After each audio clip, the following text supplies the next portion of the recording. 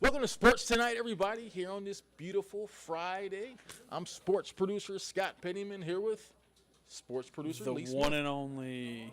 What's up? What's going on, Scott? I feel like we've never had an opportunity to do a show, man. It seems It's like been a been while. forever. It's been a while. We got a lot to get to, man. Well, let's get into it. It's a whole lot of football. Isn't it the year? I always talk to everybody about, who's not in TV about or who doesn't cover sports for a living. When you get into football season, it's like you're outside of football and work. It seems like your life is like on pause for like 4 months, Oh, yeah. Solid 4 months, especially if you're in the Southeast. Yeah. Yeah, Oh, yeah. for sure. So We're here. Right. Hey, let's start with some NFL first. So Falcons preseason, it's over. That's it. 3 games went just like that. They got trounced on by the Steelers last night, but nobody really cares, right? I mean, nobody really cares about the outcome of the game. Next up is cut down day. Kind of a dreaded. A lot of guys in the locker room were talking about that last night, and they were talking about how this is always kind of a dreaded time for NFL players, not just the ones who are on the bubble, but a lot of the guys who they've got a chance to be friends with throughout the years and throughout the last month or so, I should say, and maybe even throughout the years, depending on the situation. But some of those guys won't be there in a few more days. I mean, that's got to be kind of hard, right? Of course, yeah. It's always hard when you're being told that you can no longer be employed somewhere. So, it's gonna be a bad couple of days for a lot of these guys. I'm not exactly sure how big the roster is right now. Yeah. I think it's just over 90, or it's at 90. They got a lot so far.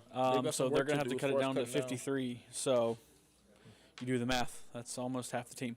So, yeah, that's not going to be good. But the good news is they can still be free agents somewhere else. So they can be picked up off waivers. But not a whole lot of time before the season starts. So kind of hard to imagine, I was trying to think of maybe some names of guys who might not make this roster that might be a surprise, When Emily was here, but I think he's going to make it now. I talked about Cordero Patterson and just how deep that position is with what they have. Oh, dude, he's going to make the team. But I know he's going to make it, right? I'm just kind of going by the NFL and kind of the sense it would make to have him on the roster or not have him on the roster. But I think he's going to make it. Because I think any player that didn't get dressed last night, there was a lot of guys who didn't play last night. But I think any guy who didn't play is either going to make the team or they're maybe trying to find a trade for him. But I thought that – and he was one of the guys who wasn't playing. So I'm pretty sure he's going to make the roster. So, I just kind of wonder if there might be any surprises. Well, there always is. For sure, there are definitely going to be some surprises. But the disappointing part about last night was they get blanked 24-0. So for a lot of those guys, they didn't show up, and especially when it was predominantly your second, third, fourth string players that were playing who are trying to earn a spot on this team. Just kind of disappointing. Yeah. I mean, can't score a point, can't stop them. I know your starters didn't really play, but still, you kind of need to go out there and score something. You got to prove something to your coaches that you're good enough to be there, and I don't know if a whole lot of people did that last night. Yeah, that's something that was kind of a little awkward to me, too. I mean, you really only saw Desmond Ridder for one game in this preseason with that offense, and I don't know. I mean, I was just one of those people that just said, I don't think this team is polished enough to not play guys in the preseason. I mean, if you're a team like Kansas City, I mean, Patrick Mahomes, I think he's played a couple times in this preseason. So I think when you look at teams like that, those are Super Bowl winning teams that feel like they need preseason work. And a team like the Falcons, where you have sort of a lot of younger players, especially at the quarterback position, I would think they would need more work to get to being the kind of team that they need to be. But I'm sure Arthur Smith and the general manager, Terry Fontenot, knows their guys way better than I do, so we'll see, Braves. They're just killing everybody, man. I mean, should we just go ahead and give the Braves the World Series? Don't say You don't want me to say that yet? Don't say that. Not yet? No. I'm just saying, man. They're just blowing away the entire NL East. Yeah, and they were dominating last year. They finally caught up last week and a half. They passed the Mets. to win the division, and then guess what? They got trounced in the very first round by the Phillies. So They're not don't say that yet. All right, they're not going to have to worry about trying to catch the Mets this year. Look, or the Phillies or anybody. Well, the Mets they can't catch anybody. They might be able to catch the Nationals for dead last. That's about it. The Braves won't have to catch anybody this year, man. Look at where they're at right now. 13.5 games up of the Phillies. 82-44. Yeah, I mean, this is best record in baseball by far. Yeah. I mean, they are. The Orioles are second with 79. So they're not, and I was just seeing like some stats and metrics and everything, like home runs and everything. They're like number one in everything. I mean, just how they're swinging the bats this year is like incredible, And like I said, when the season started, I thought that they may be able to swing the bats, and that may make up for maybe some of the pitchers who were out or guys who were injured and everything like that. But this has been incredible. Even I didn't expect this. What do they have, like 5 guys already with 20 home runs or something? I mean, this is yeah. I mean, this is incredible right now. Let's see. Well, I'm pretty sure Matt Olson's still in the lead for home runs. Yeah, and he's RBI. crushing the ball, Let's see. Acuna. He's still hitting, 330? Yeah. 3? I mean, this is 335. Yeah, I mean, a lot of this is kind of Dude's been hitting 335. Matt Olson's got 43 home runs. He's got 108 RBI. Raking, man. Just crazy. Right. So, I mean, look, when you think about them, what else is new? They're smashing again and really just heading towards the postseason in a really strong way. I mean, so I think I'm not going to jinx them. As a matter of fact, we're not going to even talk about him too much. I'm not going to jinx him. I'm just saying. Well, 2 other updates, I guess. Ozzy Albies, he could be activated off of the 10-day DL at any point today, tomorrow, should be very soon. Let's see, and Kyle Wright.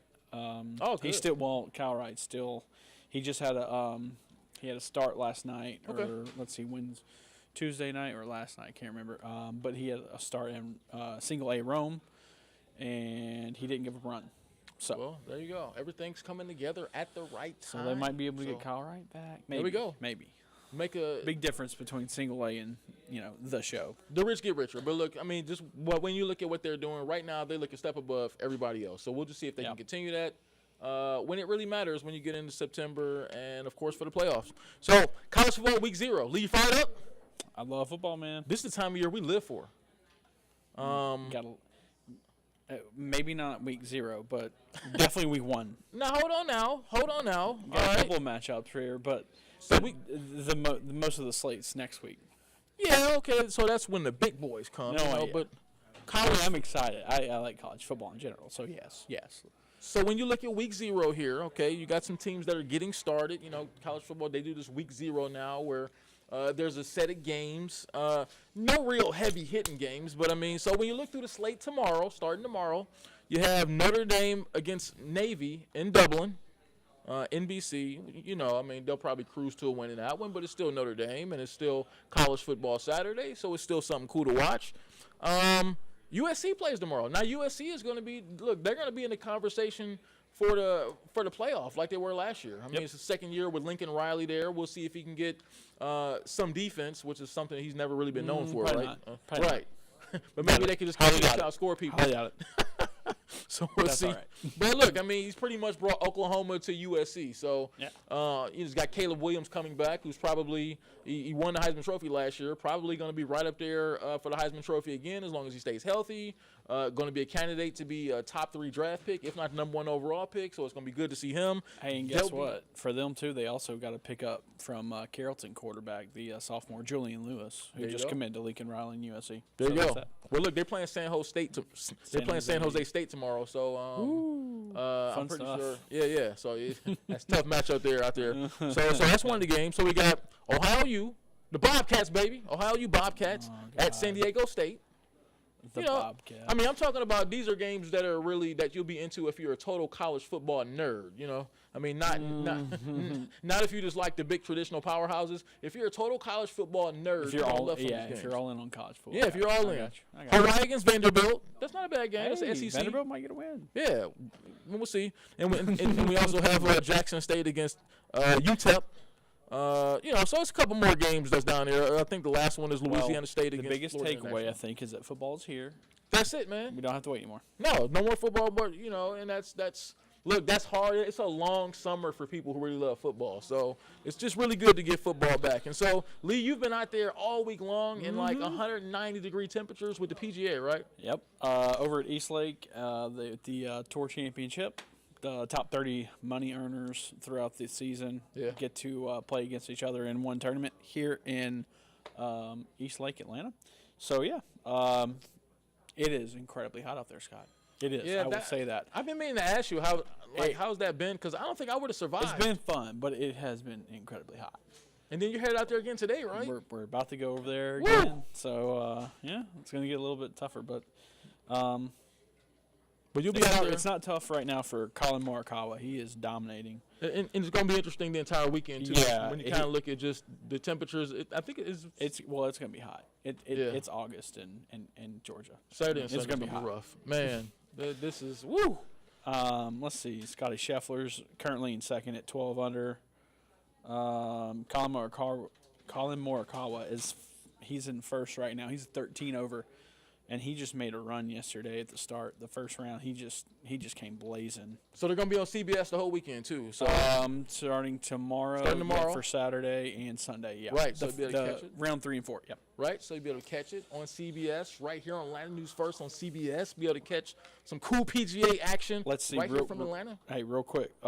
Former Bulldogs Russell Henley is tied for 7th. There you go, man. Let's see. All UGA does is win. Sepp Straka is tied for 19th. Not great. And let's see. Oh, where's he at? Where's the other one? There's another one. There's one more. All right, well, maybe Brian Harmon. Brian Harmon, there he is. Yeah, he's tied for 13th. You guys did a whole piece on Harmon, right? I was just trying to read all these real quick. Russell Henley's he's tied for 7th. Brian Harmon's tied for 13th, and Sepp Straka's tied for 19th. There you go. Hey, either way, they get money either way. Exactly. Hey, tune to CBS this weekend.